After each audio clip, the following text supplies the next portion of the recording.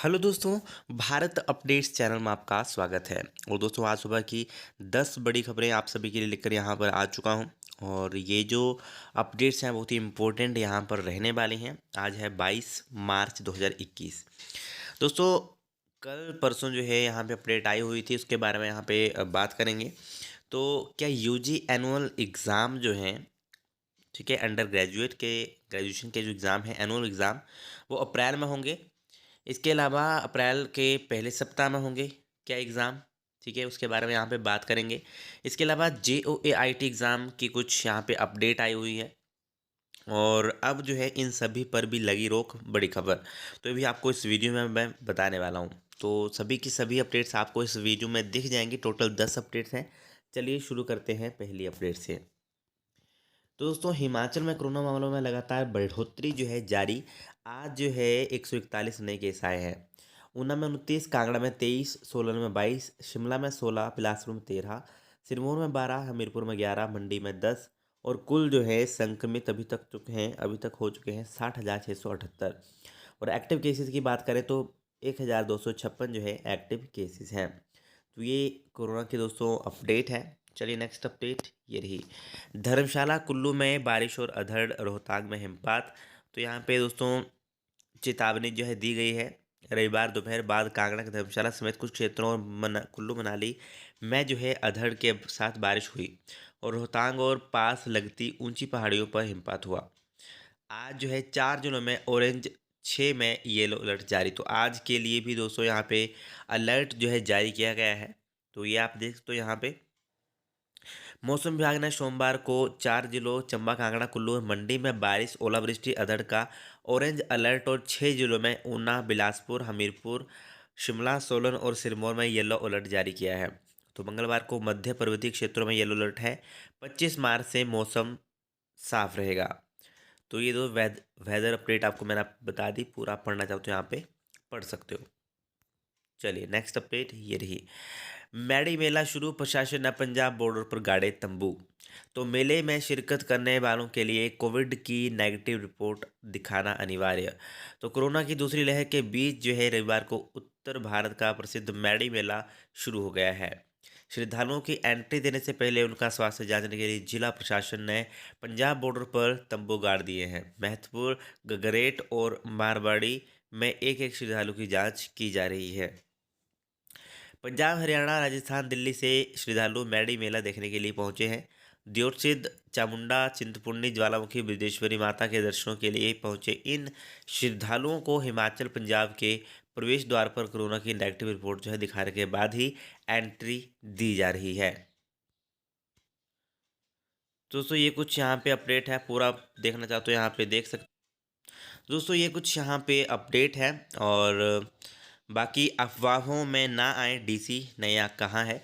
भरवाई, social media पर अफवाहों के बीच डीसी राघव शर्मा से स्थिति स्पष्ट की है। उन्होंने कहा कि श्रद्धालुओं की एंट्री पर रोक लगाने की बात को सिरे से नकारा है। डीसी ने कहा कि चिंतपूर्णी आने वाले श्रद्धालुओं के लिए कोरोना रिपोर्ट की ज़रूरत नहीं है। मैडी मेले के लिए रिपोर्ट अनिवार्य है। और उन्होंने कहा कि लोग किसी तरह की अफवाहों में ना आएँ और ना ही अफवाहें फैलाएं। तो ये कुछ यहाँ पे कहा गया है। इसके अलावा दोस्तों सुजानपुर होली मेले की झंडा रस्म अदा कर निभाई परंपरा। तो कोरोना की वजह से सरकार ने इस बार सुजानपुर होली मेले के आयोजन को रद्द कर दिया है, लेकिन रविवार को झंडा रस्म अदा कर परंपरा को निभाया गया। तो ये कुछ दोस्तों यहाँ पे अपडेट है। चलिए नेक्स्ट अपडेट। और ये आप देख सकते हो कोरोना की अपडेट फिर से इन्होंने बताई हुई है यहाँ पे। ओके, बट ऑफिशियल मैं आपको बता चुका हूँ। चलिए नेक्स्ट अपडेट ये रही।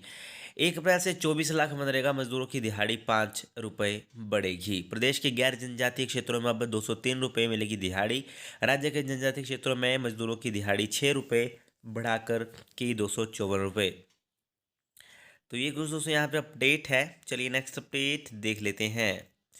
दोस्तों बिना प्रशासन की अनुमति के 25 से धार्मिक, राजनीतिक और सांस्कृतिक कार्यक्रम नहीं होंगे। तो ये सभी अब जो है नहीं होंगे। इसके लिए आपको अब जो है प्रशासन की अनुमति लेनी होगी। अगर आपके पास प्रशासन की अनुमति नहीं है तो आप जो है ये कार्यक्रम नहीं कर सकते या करवा सकते। ओके। तो कोरोना, हिमाचल में बिना मास्क बस, ट्रेन, मंदिरों, स्कूलों और सरकारी कार्यालयों में प्रवेश नहीं। मुख्यमंत्री जयराम ठाकुर की शनिवार को डीसी, एसपी और सीएमओ के साथ वीडियो कॉन्फ्रेंसिंग के जरिए हुई बैठक के बाद रविवार को हिमाचल प्रदेश राज्य आपदा प्रबंधन सेल ने जो है कोविड से बचाव के लिए आदेश जारी किए हैं। आदेशों के तहत जो है प्रदेश में तत्काल प्रभाव से नो मास्क नो सर्विस नीति लागू कर दी गई है। अगर आपके पास मास्क नहीं होगा, मास्क नहीं लगाया होगा, तो आपको सर्विस भी नहीं दी जाएगी, ये यहाँ पर कहना है। इसके अलावा बिना मास्क या फेस कवर के किसी व्यक्ति को ट्रेन, अस्पताल, टैक्सी, बस जैसी किसी भी निजी या सार्वजनिक परिवहन के अलावा अस्पताल, मंदिर, लंगर हॉल, स्कूल, कॉलेज, सरकारी या निजी भवन अथवा कार्यालय में प्रवेश नहीं मिलेगा। 23 मार्च के बाद कोई भी नया मेला नहीं होगा। जिला प्रशासन की अनुमति के साथ सामाजिक, धार्मिक, राजनीतिक या सांस्कृतिक कार्यक्रम 25 मार्च के बाद से आयोजित किए जा सकेंगे। यानी कि आयोजित किए जा सकेंगे, बट उसके लिए आपको इनकी परमिशन लेनी पड़ेगी। ठीक है, इनकी अनुमति आपको लेनी ही पड़ेगी। बंद स्थानों पर इन कार्यक्रमों की क्षमता का 50%, जबकि खुले क्षेत्र में अधिकतम 200 लोग शिरकत कर सकते हैं। आईटी विभाग और जिला प्रशासन 25 मार्च से ऑनलाइन अनुमति प्रदान करेंगे। तो ये कुछ दोस्तों यहाँ पे अपडेट है। और आपदा प्रबंधन सेल ने जारी किए आदेश, 96 घंटे से पहले की नहीं होनी चाहिए रिपोर्ट। तो ये कुछ अपडेट्स यहाँ पे है दोस्तों। चलिए नेक्स्ट अपडेट दोस्तों देख लेते हैं। तो पूरा पढ़ना चाहो तो यहाँ पे पढ़ सकते हो। ठीक है, इसमें यही कहा गया है कि अगर कुछ भी आपको कार्यक्रम करवाना है तो उसके लिए आपको पहले परमिशन लेनी पड़ेगी प्रशासन से। ओके, चलिए, चाहे कोई भी हो, धार्मिक हो, राजनीतिक हो या सांस्कृतिक हो। ठीक है, चलिए, ये रही सरकार के निर्देशों पर भरेंगे डीएलएड की खाली सीटें। तो 2 चरणों की काउंसलिंग के बाद भी रिक्त रही कई सीटें। शिक्षा बोर्ड ने सरकार को भेजी खाली सीटों की रिपोर्ट। प्रदेश सरकार को भेज दी है रिपोर्ट सोनी। दोस्तों यहाँ पर अभी भी डीएलएड की कई सीटें जो खाली पड़ी हुई हैं, उसको भरने के लिए अभी जो है 2 चरणों की काउंसलिंग तो हो गई है, लेकिन सीटें पूरी तरह नहीं भर पाई हैं। अब जो है प्रदेश सरकार जो है प्रदेश सरकार के निर्देशों के बाद ही काउंसलिंग के माध्यम से इन सीटों को भरा जाएगा। इस संदर्भ में हिमाचल प्रदेश स्कूल शिक्षा बोर्ड ने प्रदेश सरकार की रिपोर्ट भेज दी है। हिमाचल प्रदेश में सरकारी और निजी संस्थान संबद्धता प्राप्त शिक्षण संस्थानों में 2 वर्षीय डिप्लोमा इन एलिमेंट्री एजुकेशन यानी कि डीएलएड की पढ़ाई होती है। ओके, तो अभी भी सीटें बहुत सारी खाली हैं। चलिए दोस्तों, नेक्स्ट अपडेट ये रही। नहीं मिली बसें, जेईई परीक्षा के लिए लेट हो गए कई युवा। जिले के कई परीक्षा केंद्रों में पहुंचने में आई दिक्कतें, जारी एसओपी के अनुसार हर केंद्र में करवाई गई परीक्षा। तो ये दोस्तों यहाँ पे देख सकते हो आप। ठीक, चलिए नेक्स्ट अपडेट, इसके आगे वाले देख लेते हैं। तो ये कुछ दोस्तों यहाँ पे कल न्यूज़ आ रही थी, तो आज ही आया है। कागज़ का टुकड़ा पकड़ा तो उसमें लिखा था नारा। तो दोस्तों ये बात हो रही है, कल जो यहाँ पे न्यूज़ आ रही थी कि जूनियर ऑफिस असिस्टेंट आईटी के रिवाइव को जो एग्ज़ाम हुआ है, उसमें जो परीक्षा केंद्र था सुंदरनगर के सीसे स्कूल महादेव में स्थापित केंद्र में 3 अभ्यर्थियों ने एक युवती पर नकल करने का आरोप लगाया है।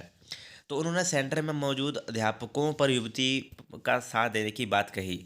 अभ्यर्थियों का कहना है कि परीक्षा के दौरान हाल नंबर 2 में एक युवती पानी पीने गई और जब लौटी तो उसके प्रश्न पत्र में एक कागज रखा हुआ था, जिसे युवती बार बार देखकर परीक्षा दे रही थी। युवती से उस कागज को छीना तो उसमें परीक्षा से संबंधित कई प्रश्नों के उत्तर थे। उन्होंने परीक्षा हॉल में मौजूद अध्यापकों को इस बारे में बताया, लेकिन उन्होंने मामले को टालने का प्रयास किया। हंगामा होने पर एसडीएम राहुल चौहान मौके पर पहुंचे। वहीं कर्मचारी चयन आयोग के सचिव डॉक्टर जितेंद्र कंवर ने बताया कि आरोप लगाने के बाद केंद्र अध्यक्ष ने कागज का टुकड़ा बरामद किया तो उसमें परीक्षा से संबंधित कुछ भी नहीं था। कागज पर नारा लिखा था जो डेस्क के अंदर स्कूली बच्चे ने रखा था। फिलहाल एसडीएम सुंदरनगर से रिपोर्ट मांगी गई है। तो ये कुछ दोस्तों यहाँ पे अपडेट है, वहाँ पे नारा लिखा गया था।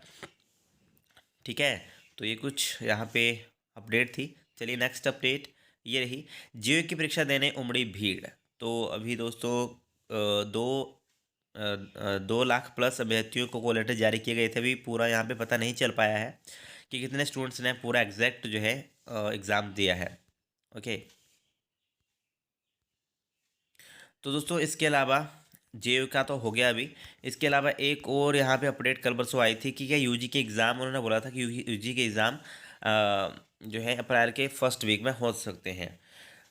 तो दोस्तों उन्होंने आपको कंफ्यूज नहीं होना है, क्योंकि उन्होंने अभी ऐसे ही लिखा है कि हो सकते हैं, ऐसा नहीं बोला कि होंगे ही। ठीक है, और इतनी जल्दी आई थिंक मेरे हिसाब से तो एग्ज़ाम नहीं होंगे, क्योंकि अभी क्या है 22 तारीख है आज। तो अगर फर्स्ट वीक में एग्ज़ाम कैसे स्टार्ट होते हैं? ठीक है, 8, 9 दिन में तो फिर वो डेट शीट भी आएगी, 1-2 बार तो आएगी ही डेट शीट, शायद अगर क्लैश कोई होता है आपके एग्ज़ाम में तो वो भी डेट शीट आनी होगी। तो 10-15 दिन तो लगते ही हैं वैसे भी इसके लिए। तो इतनी जल्दी तो मेरे हिसाब से एग्ज़ाम नहीं होगा आपका, और अगर होना होगा तो डेट शीट तो अभी तक आ जानी चाहिए थी, है ना? अगर अप्रैल के फर्स्ट वीक में ये बोल रहे हैं कि हो सकते हैं, तो अभी तक तो डेट शीट आ जानी चाहिए थी, बट अभी तक नहीं आई है। ठीक है? बाकी इस पर कोई भी अपडेट मुझे मिलेगी आपके एग्ज़ाम से रिलेटेड, कि आपके एग्ज़ाम से रिलेटेड कोई अपडेट आई होगी या डेट शीट आई होगी, तो वो मैं आपको बताता रहूँगा बीच-बीच में। ओके? बट अभी तक इतना ये नहीं मुझे लग रहा कि फर्स्ट वीक में हो जाएँगे एग्ज़ाम, क्योंकि अभी जो है यूजी जो आपके दूसरे हैं इम्प्रूवमेंट वाले, वो भी एग्ज़ाम अप्रैल में ही हैं।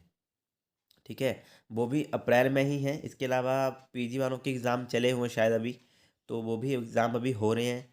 तो अप्रैल के फर्स्ट वीक में तो थोड़ा मुश्किल लग रहा है एग्ज़ाम का। ओके?